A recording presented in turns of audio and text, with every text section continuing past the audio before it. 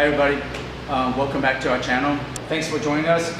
Today's topic is about how to do a kettlebell swing and to prevent back injuries, and also you can also do it while you're having any back pain. Now, with regard to back pain wise, most of the time when you're doing kettlebells, a lot of people will flex their lumbar curve, okay? When you flex or bend forward, trying to get more momentum and swinging, it actually puts a lot of pressure on your disc or your lumbar disc, which oftentimes will lead to more or increase in pressure on your spine, which will of course then exacerbate your low back pain, or it can also initiate some disc lesions that you might otherwise not have. Okay, so we'll walk you guys through on how that can actually exacerbate or hurt your low back while you're doing the kettlebells. The second thing is, we'll go through here, I have it written on the board here, is that you can actually vary your sets and your reps. Instead of always using heavy weights, you can drop down on your weight to make it a little lighter, and you can do more reps, do more sets, just so you can have that curvature in your back without putting more pressure in your discs. Because again, when you're doing the kettlebell swing, it actually puts a lot of pressure on your discs, especially with the lumbar flexion or going forward. The third thing we'll talk about is how to make sure to keep a stable base.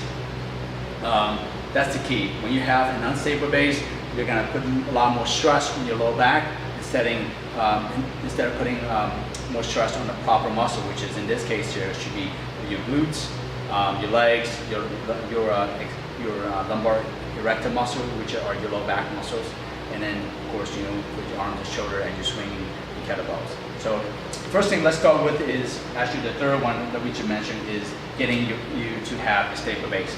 Now, when I talk about a stable base, a lot of people approach the kettlebell, and the first thing that most of them would do is that they'll walk right up to it, and most of them will have the legs way too wide.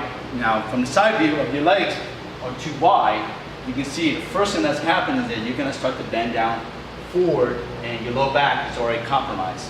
Okay. Again, what we're talking about the low back arch in is that you always want to keep that back arch nice, athletic pose. Okay. It's not this way. It's not even straight. Okay. We're also going to talk about a straight posture. On my other videos, we actually talk about what proper posture is. And proper posture, we're going to go through really quick for you guys, is having a nice arch or lumbar lordosis in your back. It's not straight. Okay. When you have a straight back, what you're doing is that you tighten up your abs, and when you tighten up your abs, what's going to happen is that your curvature is going to be lost, okay, which then puts a lot more stress on your discs. Even though I know everybody's telling you guys out there to tighten up your core or your anterior core, that does not make you have a very stable base, especially on an athletic position. You want to have a nice arch, a nice lumbar curve to it. So again, to have a stable base, you need to have your legs out slightly wider than shoulder width. Just nice and neutral here, but slightly wider. Here, again, will make you have a bent back.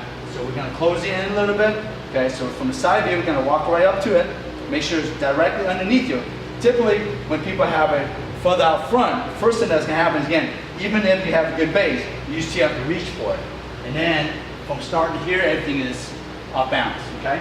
So what we want you guys to do is come up right to it. All you're going to do is you're going to do a squat. You basically come down, do your squat, get your glutes back, arch back, and now you're right there. Okay? So that base is very important to start out with. Now, the second thing that we're going to go through is, again, maintaining that flexed lumbar curve. Now, I've already kind of talked to you guys a little bit about, again, with the posture, having that lumbar curvature.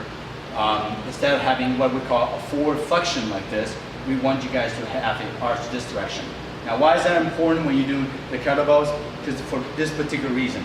Now, I'm going to show you without using the kettlebells first, okay? So typically what's going to happen is that on the side view, even with a good back arch here, as soon as the people start to come downward, they have a tendency to flex their back this way, and then so they can swing all the way up and then come downward.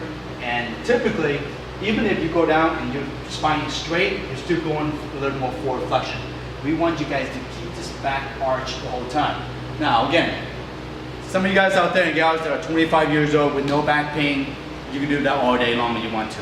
But I'm telling you, it's gonna catch up with you eventually. Everybody's gonna reach the age of 65 eventually if you live that long, right? So now is the time to protect your low back and to do it right with proper posture or with proper curvature in your spine. So having that flex arch in your low back makes a huge difference in the long run to protect your low back and also to prevent any low back from getting worse too. So coming from the side view again, this is what it's going to look like to have that back arch as you're picking up here. So I want you guys to stay here. Now again, a lot of people would teach you guys to come down and again swing. I actually don't want you guys to swing, right? The reason that we talk about the third step here is that varying your sets and reps. This is important because why? Because a lot of people out there, especially when you're doing CrossFit or especially when you're doing high intensity training, you know, with your trainers or even, you know, by yourself, people always want to do quicker, faster, and typically that allows you to do more weights. Well, that's again will put more stress on your low back. We want you guys to think about varying your sets a little more. So what I mean by that is that increase your sets instead of doing 2 or 3 sets. Maybe again, if you want to work harder, let's go up 5 sets and keep your weights lower. So then you can still have proper form. So again, keeping your weights lower and increase your reps or your sets will help tremendously with keeping the back or the curvature of your spine. At the same time, you're still going to be able to put a lot of stress on your low back and get the benefits without hurting your low back. So this is how I actually want you guys to do it, and we're going to walk through the whole process, right? So it is. We're going to go forward, have a good base, bend your legs here. This is what it's going to look like. I'm going to lock my pelvis here with a good athletic position. I'm not going to actually move this position much at all. I'm going to use my upper back, my arms and shoulder to raise it up. So here we go. You slightly swing a little bit, and go up.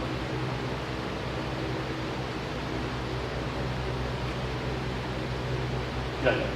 Now, that's totally different from most of the kettlebell swing that people are doing out there. Now again, I'm not saying that the other way of doing it isn't correct or isn't a good proper way to basically enhance your physical fitness, but in this case here we're talking about how to do it properly without injuring your low back, or even when you have low back issues, you're still able to do this with proper form. So please let me know if you guys have any questions about this, and again, as usual, thanks for joining us, and please subscribe. Thanks.